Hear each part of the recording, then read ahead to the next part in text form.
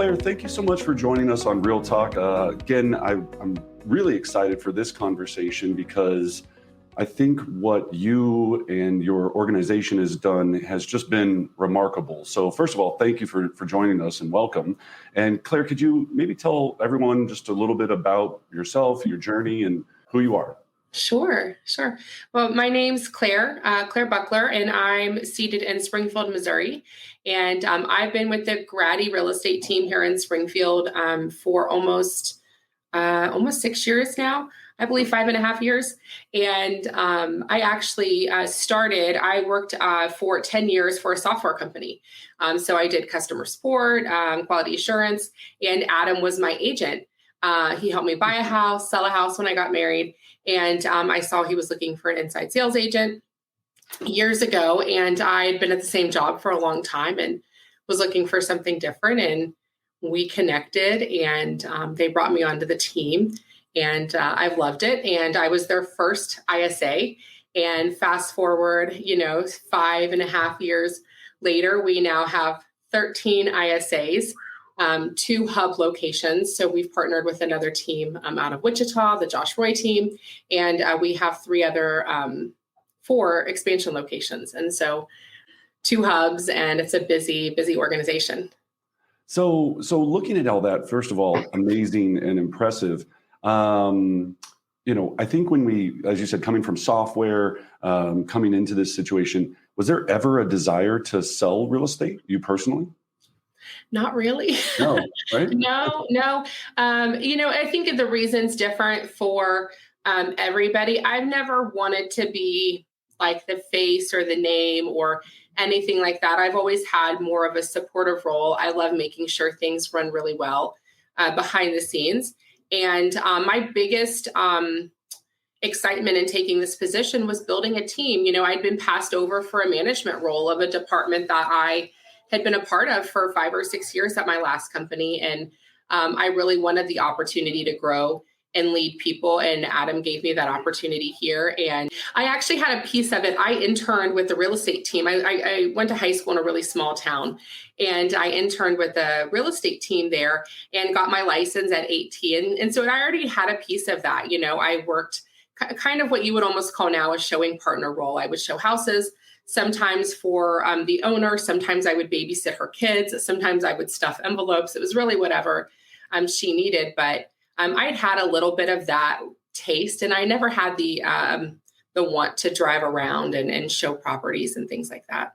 Claire, that's what I think is amazing is so many people think that this is what we hear all the time. Every ISA is just doing this so they can become an agent. Yeah. Right. And our experience, and especially with your experience, it's just not true, right? There's a lot of amazing, talented people.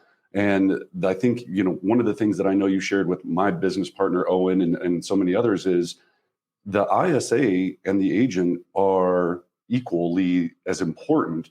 Not one is this stepping stone to the other. Is that how you see it? Yeah, we definitely view it that way. And when I interview a lot of people, obviously having 13 ISAs, I've done lots of interviews to get that many people. And one of the questions people will always be like, oh, when you talk about your 5-year plan, oh, and maybe one day I'll get to be like a real agent, right? Yeah. That's a very common thing we hear. And, when you circle back around that, oh, well, what about that seems really exciting? Obviously one of it's getting to see the houses in person, but if that's not number one, it's number 2. But the top issue is, reason is they want to make more money. And so what we found is they don't really want that role. They want the ability to make money based on their talent. And if you can give them that ability in the ISA role, they don't really want to leave. They just want the ability to make more money. So with that whole, I guess, mindset, then what I wanted to do today, especially is because I was so excited about this episode, is to just kind of take a deep dive and first of all, kind of simplify it. I mean, obviously, a lot of our listeners or watchers I think they understand what the ISA role means. And I've heard the ISA role in so many different fashions as far as, an outbound ISA, right? Or an OSA. So I really want to dive deep into just if I'm in real estate and I'm thinking about either maybe taking a career path into real estate as an ISA, or I'm looking to hire my first ISA or my 30th ISA, like you guys, right? When I'm looking at that, I guess, kind of deconstructing it in your organization, is there different types of ISAs in how they're structured? Is there people that are just straight up outbound cold calling? Or are there people that are just straight up taking inbound leads? How does that work? Yeah, for our organization, I use the term ISA, which is typically inside sales agent. And that would, in some industries or in some teams, be only inbound leads. Our ISAs do a mixture of inbound and outbound. I've seen teams that structured exactly like you said. Some people are always outbound, some people are always inbound. And I think if you were to separate those, you are looking for two slightly different people. Yet I think that to be a good round inside sales agent, you have to have some prospecting. I think prospecting, when you talk to most team owners, how did they build their business? They were boots on the ground. They really hit the phones hard. And I think it's important that we all go through that and have a little bit of that in our daily routine. So we have a lead schedule. All of the ISAs typically have some part of outbound prospecting at least a couple times a week. And depending on the amount of maybe open houses or new listings, they might have an additional, circle calling the neighborhood type piece that would go along with it. So I think it keeps people hungry and humble to have to do a little bit of prospecting. And, I just think it's a good mix to have for the team. Yeah. Which I can see, because otherwise it would kind of get stale, right? You're just kind of a customer service call center if they're just taking the inbound. Yeah. And you become dependent on the team. You become, well, the phone didn't ring today. Well, some days the phone doesn't ring. And so if it doesn't ring, what are we going to do? It doesn't change our goal. It doesn't change the number. So we have to find another way to bring the business in. Gotcha. Okay. So if I'm starting out and I'm thinking about, if I'm deciding between, should I be a real estate agent or an ISA, what have you seen in those qualities that maybe, are they equal? Is there, hey, I just really like hitting the phones. You hear that a lot. It's like, if you don't like the phones, you're not going to be a good ISA or whatever it is. And I'm like, okay, well, I mean, yeah, to a degree, are they close? Are they similar? Or is it clear, like, hey, you should be an ISA, you should be a real estate agent? That's a great question. And I do think in general, they're a very similar person. I find the biggest definer between the two is your work home balance. Can you be gone till 7 or 8 o'clock at night? Our agents, because our ISAs, we run such a great ISA team, our agents are very much in the field. And an agent position on our team is a tough job. They're gone a lot. They have a really wide schedule. And some people love that. Others, like, that puts me in I get hives thinking about it, right? Because I'm a very scheduled person. Sure. And my kids expect to be picked up at a certain time every day, bedtime's at a certain time every day. And an agent life is not, that's not for me or my schedule. And so sometimes it comes down to that. We've had really great agents that have come and take a more supportive role because their family life doesn't allow for them to have that kind of lifestyle. And so I think lifestyle can be the number one determiner for which role you would go into. Yeah. Quality of life, like you said, there's pluses and minuses to both sides there. So let's talk about some numbers here, so everyone out there can understand when we say the best of the best rock star, ISA team. So last year or last 12 months, how many closed units total? I would need to look it up again, but it was right around, we had around 1,700 closed units between the hubs and the expansion locations. And I believe the numbers were in that, it was right around 50% were from the ISA team. And that can depend. Some of our hubs are higher than some expansion locations, but as a department, it was about half. the ISA. 1,700 closed units, and 50% of those coming from the ISA setting that appointment or engaging that client, right? Yeah. So when you started as the initial ISA, right, it was you. I guess talk us through that journey from, how many units were you doing? How many units were you at that point? Yeah, I started in March. The first year, I think I closed 60. My first 9 months, I was right around 60. My full year after that, I was right around 120. So why do you think, Claire, that so many people struggle to either have an ISA team, work with ISAs? All of the coaching clients that we work with, it's like, oh, I tried it, it didn't work. Oh, this person, it didn't work. I mean, you hear it all the time. I mean, you coach, amazing talent across the country. Is it that hard, or are we making it hard? What's the problem? Yeah, I think it's a twofold problem. I think that it's the person we put in the position. That can play a huge part, but even bigger than that, it's the mindset and the culture of the team and how they treat the ISA. It's the number one. It's the number one killer. And to talk a little more broadly about that, it's again treating the ISA like an entry level role, right? So what I see is they get a telemarketer. Right. They bring in, and I even saw somebody refer to this position as a telemarketer just this morning, like in quotes or something. I was all the time. All the time. So they bring in a telemarketer. They give them some old scripts, right? Some old bold scripts they got years ago.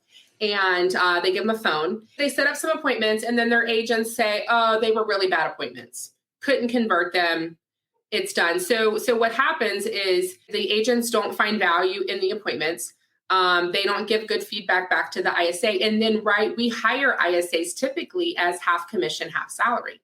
And everybody takes the feedback from the agent at their word that they're not great appointments. And we never work on helping the ISA set a better appointment or maybe help the agent convert the appointment better. And then the ISA never gets paid. And then 3 months, 6 months, they're out because they didn't make any money. And so they're out, and then we failed. And then we were like, oh, well, that role didn't really work for us. And my feedback would always be, how hard did we really do everything we could have done to make that person successful? I was really fortunate. Anna Kruger was my coach for 3 years. So if you're part of Keller Williams or MAPS, she's obviously a very talented ISA coach. And they hired her before they hired me. She was part of my interview process. And having somebody kind of guide you along. She helped guide me and Adam, and Melinda's our director of ops. She's amazing, but they helped guide all of us along, and it helped us make less mistakes. And we stayed kind of on the path a little bit easier. And, that would be one of the things, Adam made $1,000 commitment, on having somebody help me right away. Right. And I say for any new hire, any position, if you put that kind of emphasis on them, like, he was willing to bet an extra $1,000 a month on me. And that gave me a lot of confidence knowing that he really wanted this to work. And he took Anna's feedback, hey, we need to be helping the agents here. Like, hey, I tell this story a lot, when I started with Adam, I asked Adam his conversion rate, signature, how many people he signed. It's like, 90%. And he is a great converter, right? Sure. Yet when we actually track the numbers and we start giving him for sale by owners and expireds and things like that, it wasn't 90%. And he's a great enough leader to say, oh, that's somewhere that I need to fix. And so we fixed it. And not everybody's willing to do that. Not everybody's willing to start putting their numbers on a scoreboard to say, how well are we really doing with the appointments that we're given? Right. Right. Yeah. So, and I love that word scoreboard. So I'm going to come back to that because I think, again, the data is so powerful because if you're not a number, everyone goes, oh, I'm not a numbers person. I'm in real estate. I'm not this. I go, it's not a lot of numbers. There's a few key numbers we have to get right. Otherwise, how can we know if we're getting better or worse? Right. Mm-hmm. But as you know, people don't track anything, right? They hate it because it's like, it scares them. Right. It's like, oh, I have to actually be honest with myself that I'm doing this or not doing this correctly. And a lot of people don't want to do that. At what point should I add an ISA to my team? Like in your mindset, like, because I get that question quite a bit. And then from there, we can kind of go down the road. But so when should I be looking to get an ISA? I know agents that are doing 20 deals a year and they're like, you know what? I'm getting an ISA. This business is crazy. Right. And I'm like, you did 20 closed units. Like, so when and why should I do it? So my kind of standard is if you're not calling every new lead at least 5 times in 5 days, or if you're not entering every lead you get into the system, then you might benefit from an ISA, right? An ISA is there to make sure every lead gets entered.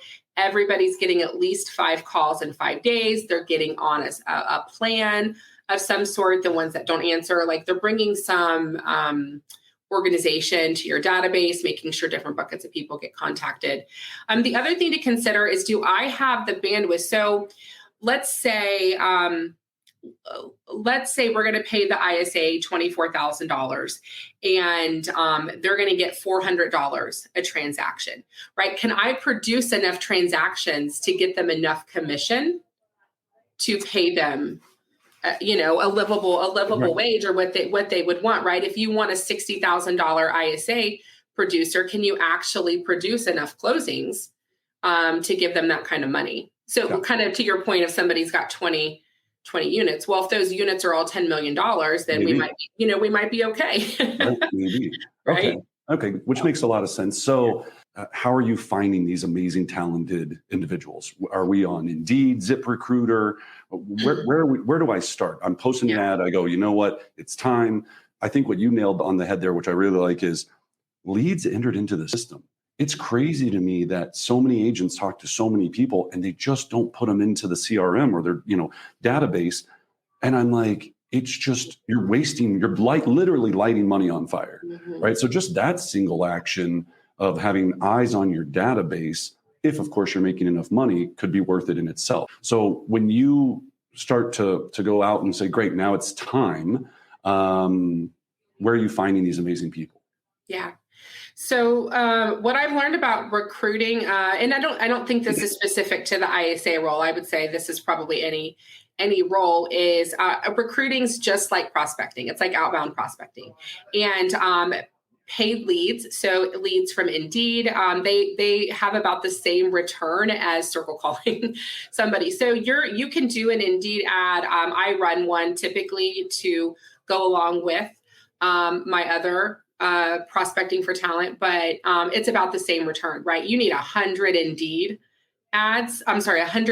leads to get maybe a handful that would be worth putting through the interview process.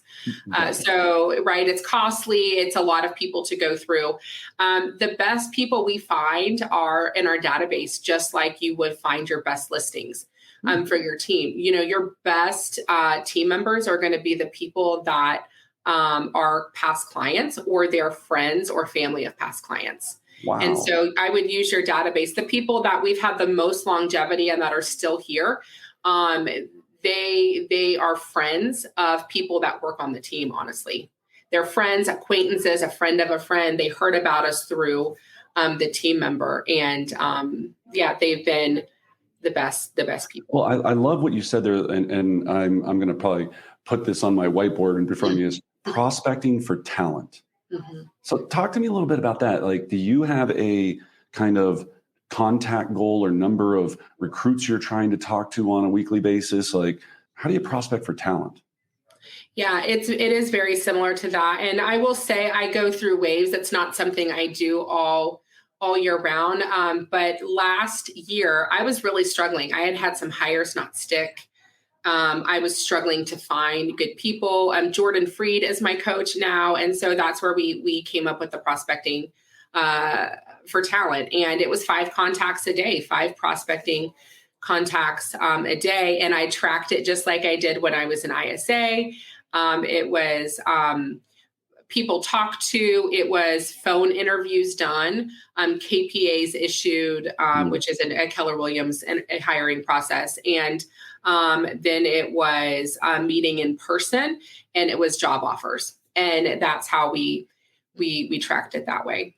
Right. I think people underestimate how much goes into finding great talent. I think people post an ad, they get a couple of resumes, they want the pain to stop as quickly as possible. So they hire somebody that, they think is good enough. And then, like you said, slap some scripts in front of them and say, get to it. As far as your process, let's say my cousin, I refer my cousin to you. What happens next before cousin makes it to getting hired? Yeah. So we would do a phone interview where I would ask them, think what has you looking for a change? If I saw weird stuff on their resume, I might ask questions about that. I'd give them a little information about the job. I'm really upfront. Some people hold off on this. I let people know right away, this is what we pay. It's commission, mostly phone, great job. So the one thing about the ISA, I don't think we've touched on, it's a great job. It's not a great job the first year. The first year is tough, right? I did 60 transactions my first year, but I did 120 my second year. And I can tell you my second year, I didn't work as hard as I worked my first year. And so I have that conversation up front, like it's a fantastic job. Love it. It's a tough job your first year. So we walk through that.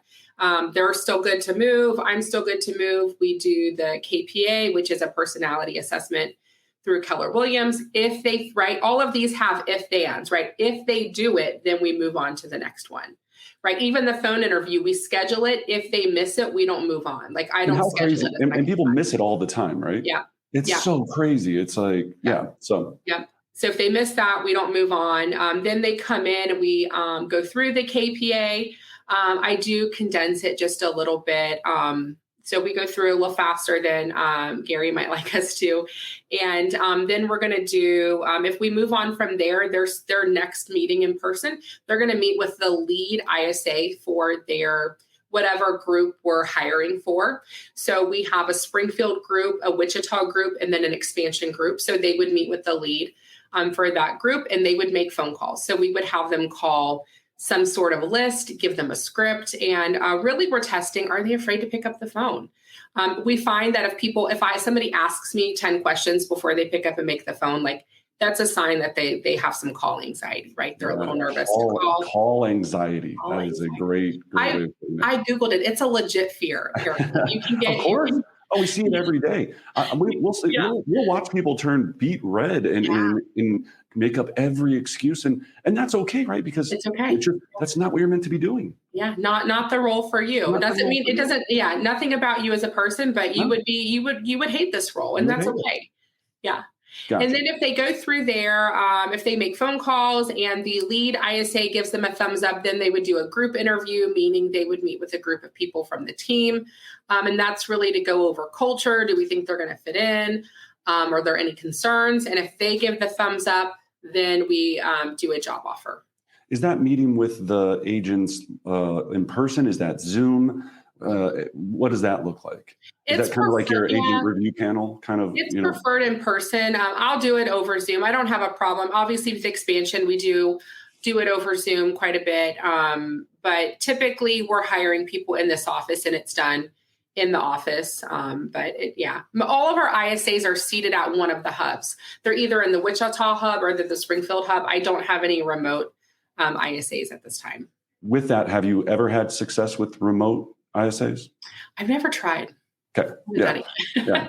I have like 2 people that swear by it, and I have 90 people that say it's impossible. So I haven't done it. I have an ISA that's wanting to move to Florida, so she would be remote. But to me, she's already come in. She's worked a year or 2 with us. It's definitely a job that can be done very easily remote. I think it's a lonely job. I think what makes it a fun job is being at an office of like-minded people. But it can be, I think on your own, it can be a little bit of a lonely job. So we'll have to kind of work through that. How do we keep her connected? Gotcha. It's culture, right? You said culture's again, in that role, especially, like you said, you can get very isolated. And how do you keep it fun, right? How do you make it, it's the people. It's the people. So great. So I get a job offer. I start, talk us through the start period. So you mentioned a word in there, lead ISA. So I want to talk about that role, but before there was a lead ISA, like for example, when you hired the first what did you learn from that experience? And is the training process different now than it was then?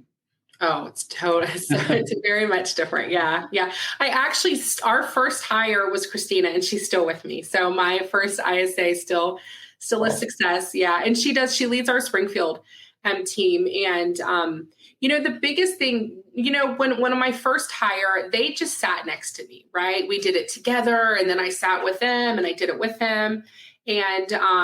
And that worked really great. Now we have a full, day by day breakdown for their first 30 days, along with links and videos like, hey, at this time we watched this video. And we've had to get a lot more systematized with it just to make sure. Well, every time you hire somebody, you learn something, and in an effort not to forget it for the next one, right? We have to write it down. Otherwise I'll forget it. And so every time we learn something, we change our onboarding process. We might add a new video, take one out, add a step that we forgot. Every time somebody is brought on, we realize, oh, that really confused them. We must need to spell this out better, right? We're updating other documentation. And it does make it easier, and it does make it more consistent. Our results are more consistent years later than they were at the beginning. Like, I'm very confident that when I ask them to get 3 signatures, they're 30 to 60 days, and I ask them to get 4 signatures in their 60 to 90 days, that those are completely doable, because I now have a track record of, with this training, this is possible. And I feel more confident in enforcing those standards because I know that they're very possible to do. So you said 3 signatures in 30 days? So for us, it's in their 30 to 60 day, right? Their first 30 days, it's a lot of learning, right? They're learning CRMs, processes, scripting, things like that. I really don't have any hard metrics till their second month, which is the 30 to 60 days. Their first is just their training, finishing that, and then also their contact, making sure they're getting enough calls and contacts in. And defining a signature, that means that they set the appointment, agent's gone out on the appointment and got either a listing agreement signed or a buyer under contract. Is that how you're defining the word signature? It would be buyer's agency agreement. So the buyer would not have to go under contract necessarily. Okay, good. So buyer agency agreement. Okay. So the idea is 3 in the first 60 days. But again, let's say I don't hit my 3 in 60 days. Is it an evaluation process? Is it they're a late bloomer? Do you just hack them? What happens in that? And that's if that doesn't come to fruition, what happens? Yeah. It's case by case. So let's say they're at 2 and they've gotten 2 that the agents are like, hey, they're going to sign. We're just delayed because of this, right? I mean, I'm going to be like, okay, we're going to watch it. I'm going to let them know that we need to tack that on to the next month. But next month, this is our goal. The signature is a tough thing because it's only 50% the ISA, right? It's 50% their team. So I have to be a little bit. So in some cases, I've gone back and said, okay, this is the held goal too. So you need to hit the held goal or the signature goal. But I will say everybody I have on the team, some of them squeaked by on the last day or 2, but they all hit it. They all made it happen. Yeah. That's awesome. So then as far as my daily activities, so that first 30 days, I'm doing training, I'm watching videos, I'm probably shadowing a little bit, listening to people make calls, whatever it is. And then after I guess because people are going to really want to know about that training. Mm-hmm. In that, talk us through, is there daily script practice? Is there, how do they get proficient? So when they pick up that first expired phone call, they're ready to rock and roll. How do they get to that point? And especially if they don't have prior real estate experience, because that's the other comment I hear a lot is these people don't even know what an expired listing is or a for sale by owner is. So how does that work? Yeah. So terminology training is one of the things, one of other pieces of the onboarding, right? Here's some terminology, this is what it means. All of our ISAs are licensed, so they have gone through real estate school. So there is that a requirement, Claire? It's not a requirement to get hired. It is a requirement to start making the phone call. So they've got to get it pretty fast or be in the process of it. Is that because of legal reasons, or is that just because that you guys think it's the right thing to do? It's a little bit of both. It's obviously easier legally. So in the state of Missouri, and obviously being an expansion is tougher because some of the states we're in, it is required. And so it can just be easier in some cases, but they can't talk about listed property. So they can prospect and talk about the team. They can't talk about listed property. So they can't take inbound because obviously if somebody calls on the sign, you have to talk about listed property. So it's a little bit of both. But again, it's one of those things like, hey, we need it by this. And all of these things, right, you can probably see a theme, right? It's if then, right? If they do it, then we move on, right? If you want inbound leads and you want to be on the team, you got to get your license. It's a 3-week process here. It's a 2 to 3 week process. It's not crazy. Then what's an average day look like? I guess once I'm done with training, or what does that look like? Yeah, so it's a combination. So again, at the beginning, right, they listened to me make the calls. I made them on speakerphone, and they followed along with the script with me. Now we do it a little different. We do have script practice. So we have a sales call with all of our agents and expansion partners the ISAs are part of. That's 3 days a week, where we will go over scripting. Sometimes we go over like legality, like legal stuff that's going on, the market, what we're hearing, what we're seeing, and sometimes we're scripting. And then when that call drops off at about 8:20 every day, we'll script for 20 more minutes. And we record all of our calls. And so we've recently moved into, we will play a recorded call from one of the ISAs. Everybody will take notes, follow along, and give feedback on the call. And everybody takes a turn doing that. And that's how we do a lot of the training. If somebody's struggling, one of the first things we're going to do is they have to send me 2 calls every day to review. I want one that they thought they did really well on, because I need to know what their understanding of doing well on a call looks like. And also one that they think they struggled on. And that's one of the ways we've leveraged some of that. I don't go sit with them anymore. They take their recorded call and they send it to me, and I give them written feedback on it. And that's genius. I think one of the things I hope everyone that's listening understands is, again, just like anything, how can you possibly help someone if you're not running tape, right? Like we talk about sports all the time. It's like you went left, you were supposed to go right, you got creamed, right? It's the same thing on this. So I'm sure a lot of people want to know, what tech are you using? So is it Call Fire? What Ring Central? What are you using as far as the dialing system? And also for a lot of people, because we talk, some of the times we talk and people don't have any clue what we're talking about. So as if I had no idea what we were talking about, right? Like, why do I need a dialing system or a call system? Yeah, there's 2 big pieces of technology for an ISA. That's obviously a calling a system, right? They have to have a way to make phone calls. We do currently use Ring Central. We're getting ready to switch to a different company called Intermedia. Is there a reason for that?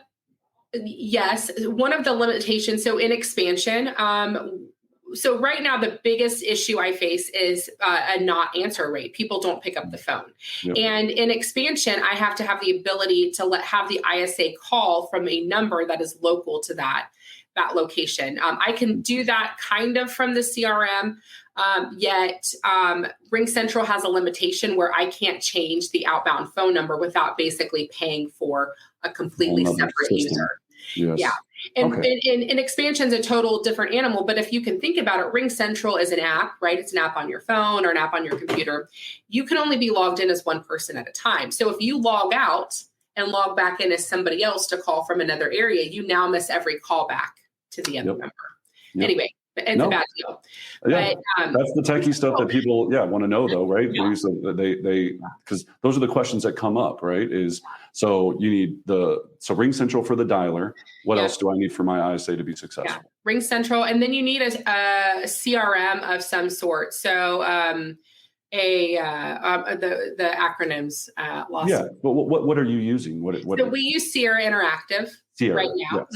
Yeah, Yep. Obviously, the one you use is the best one. A lot of them have the same basic features. I do think Sierra does a great job with what they do. And it allows, so with a lot of CRMs, Sierra in particular, you can turn on call recording in the CRM. So our default is if they're in the CRM, they're supposed to be calling through the CRM.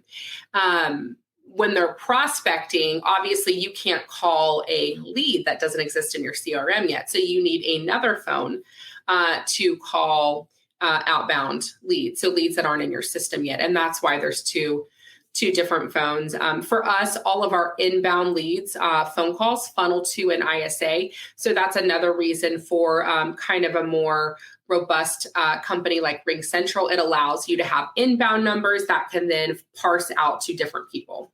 Gotcha. ISA learns how to call expireds or for sale by owners, gets a great person on the phone, but they're not quite ready to do something. They're like, hey, it's going to take us a year. What happens with that lead, with that ISA? What are your standards, requirements? Obviously, first step, put them into the CRM. Yeah. But that's just such a tiny piece, right? So like, is there a set, like we've got 10 things you have to do? Like you have to, you kept saying 5 calls, 5 days. I completely understand that. I get getting them on the phone is one of the bigger, things when you get an inbound lead. But once you've talked to somebody, where we see the biggest loss is, as you know, that conversion can take, an average buyer lead can convert in 550 days, right? It might convert right now, it might convert 3 years from now. How do you not, what's your system for not losing it in that middle time, that nurture time? Yeah, you're exactly right. The first step is get it in the CRM. We have buckets, and the nurture bucket would be they're required to have a task on, and we audit that. Does everybody in the nurture bucket have a future task for them to be called? And task meaning a call. A reminder, something that would say, that's the great thing about a CRM, right? You can set a future reminder to call that person, and then you can audit, obviously, yourself or other people's reminders to make sure they're staying on top of them. We use, so Sierra allows you to partner with a company called Hatch, and they actually, we follow their follow-up model for the most part. And we actually tell the system, hey, they're a D buyer, and the system adds all the tasks for us, puts them on automation. You're talking about Robbie and Eric? Yes. Yeah, we're amazing. Yeah. Shout out to those guys. Yeah, they do a great job, and the plans work well, and it makes it's great leverage for an ISA. And when you say plans, you're meaning a workflow, which means either an automated email or automated text campaign or both. Is that what you mean by plan? Mm-hmm. Okay. And so you're using Hatch. They give you kind of that workflow, that content. You pay them a fee. They kind of build that out. It's built into Sierra. Mm-hmm. Is the client getting anything else? Do they get any direct mail? Do they get a note card? Are they getting a monthly newsletter from the team? Anything else, or is it just not that it's a ton in itself? Is it just the workflow? It's just the workflow. Okay, yeah. Okay. I think it's great to have that other stuff. I don't have that built into our model right now. So now workflow starts kicking in. Reminders are set. Then I, as the ISA, set the appointment. Eventually, a year from now, how do you match what agent goes where? And that's the other big question, especially for those that are on a team. We get this quite a bit. Is there's some agents that just don't work well with ISAs, which we didn't realize was a thing. Do you see that same thing? Like, do you know what I mean? Like, it's weird. Do you have like a listing team and a buyer team for the ISA appointments? How does that all look? Yeah. So we're a little unique, especially considering as many units as we do. We run almost 2 agents to 1 ISA. So, from what I have seen, that's pretty low agent count. So our agents, we don't have a lot, but they do a large volume. And so they join our team for the ISA appointments. So the agents are all in a rotation. We round robin our leads, meaning when the lead comes in, we don't pick and choose which ISA they go to, right? Everybody's getting a fair share of the same ISAs when they're, if they're part of our team, that's how we run it. Yeah. And the agents are the same way. They get a fair share of the leads. The ISA does have a little bit of leeway, over the course of a month. We want them to have if they had 8 listing appointments, 4 go to one agent, 4 go to the other agent. Yet if we're talking to them and this lead has a tie to this organization that we know the listing agent is part of, we're gonna slide them in there. Like we're gonna make, yeah. Or if we're like, oh my gosh, they have all the same hobbies as Curtis or Colton. Like we have some leeway there. Yet we do try to be fair. In about a month's time, make sure we're giving everybody about the same amount of leads.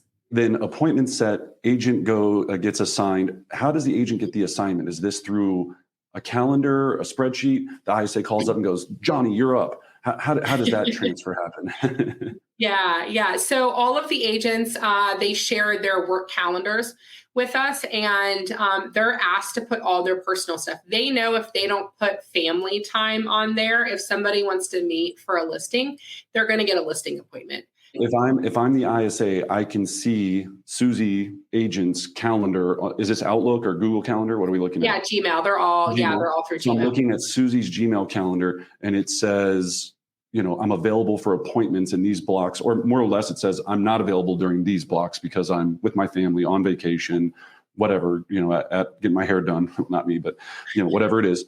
And then so they see that spot and they type what happened. They type in a form and says appointment set. How does that work? Yeah. So our process is and a lot of times it happens while we're on the phone with them, because if you don't mark off their calendar, another ISA might take your spot. And then you're gonna have to call that client back and tell them we got to change the appointment.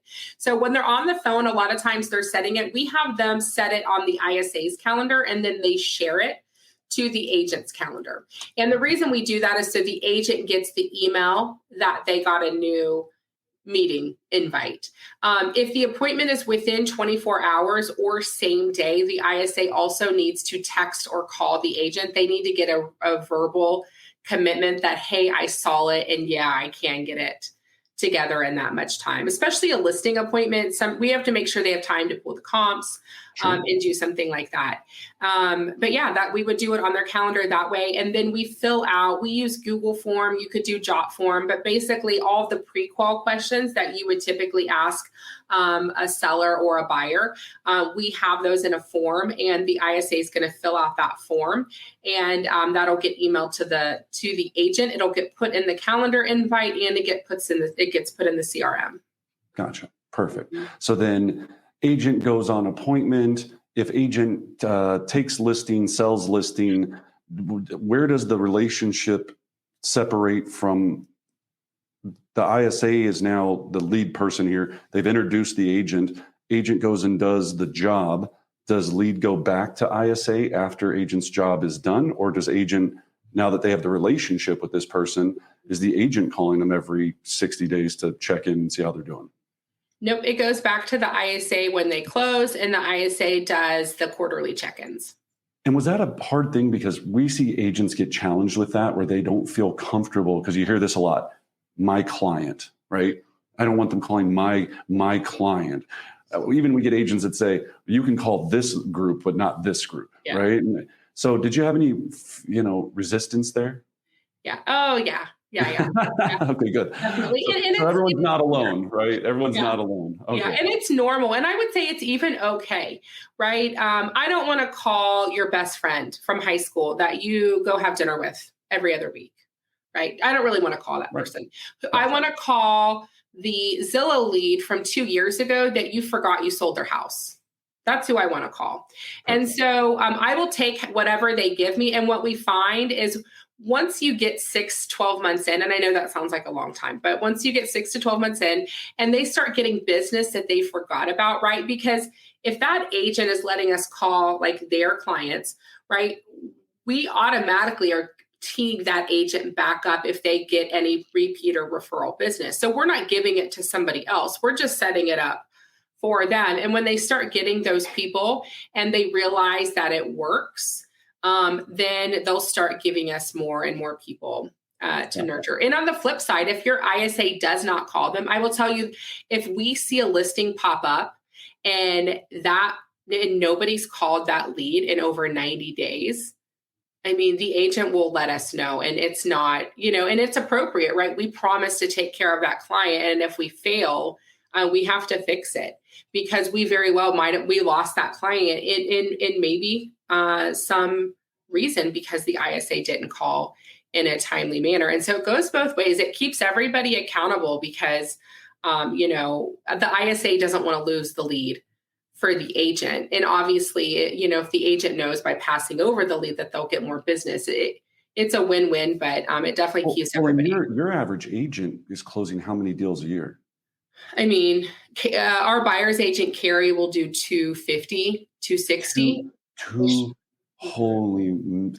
She's got a couple showing partners. Yeah, she does a lot of business. Our listing agents will do between 75 and 125. They all have different goals. They do a lot of closings. Mm-hmm. And average price point? Yeah, it depends on the location, but our hubs are right between 200 and 300.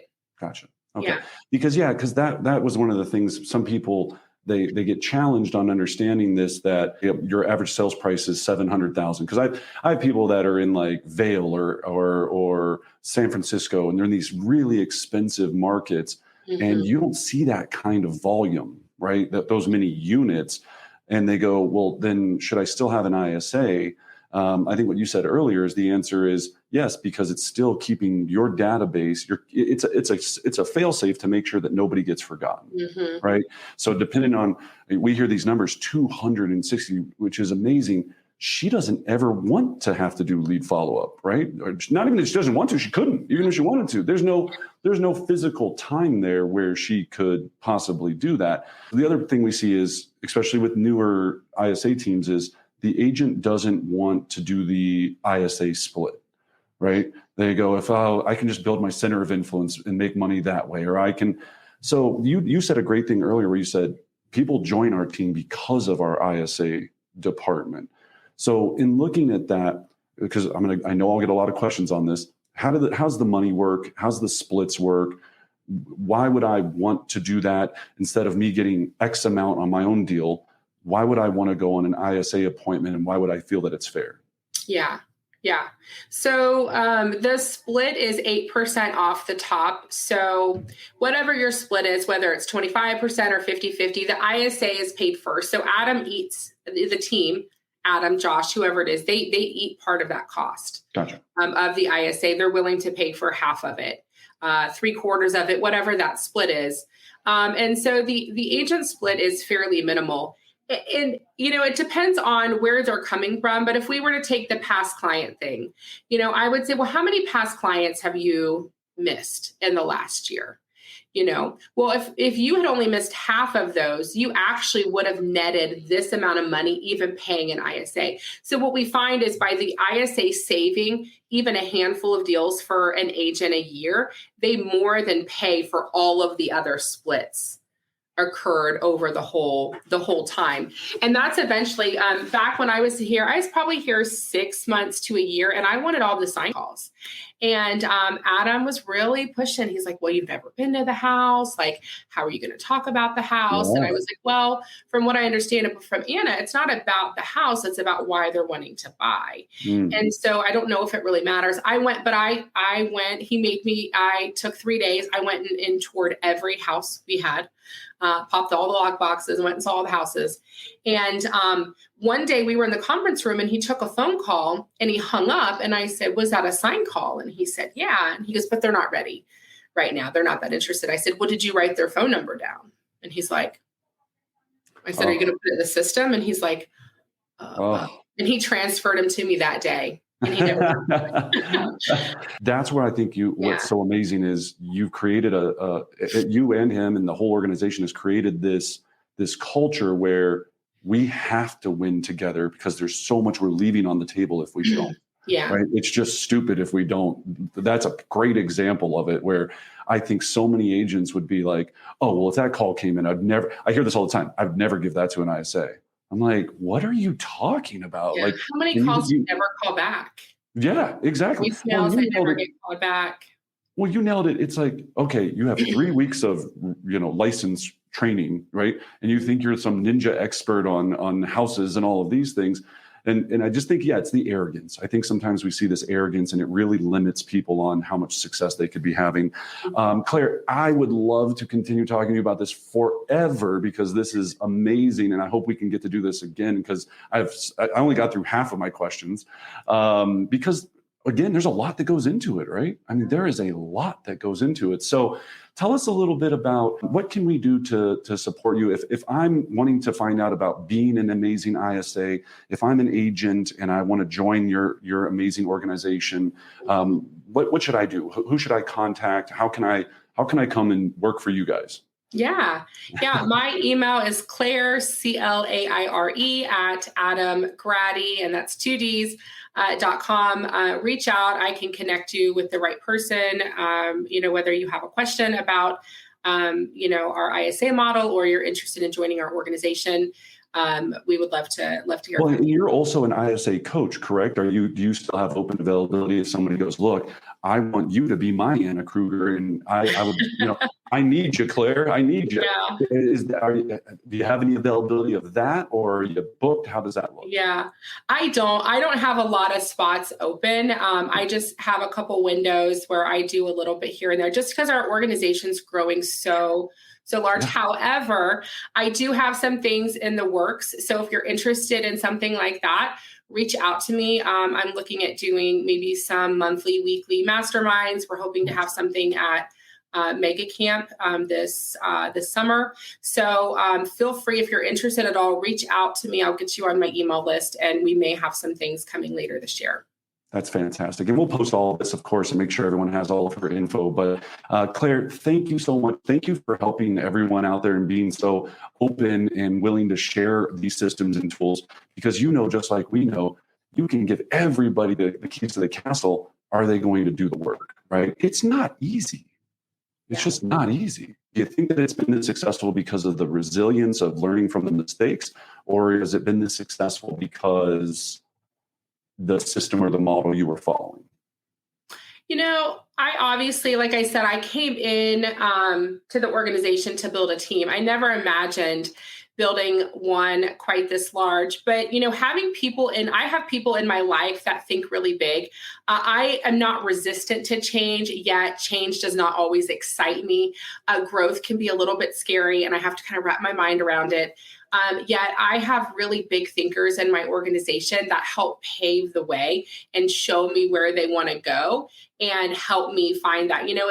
If I got a lot of resistance all the way, maybe we wouldn't be quite where we're at, but I didn't get resistance. I got a lot of support and, a lot of help pushing us that way. And, Josh, Adam, Melinda, all those big people in our organization, they help pave the way for that, and I think that's the biggest thing. If leadership doesn't believe in the ISA model, then it's not going to happen.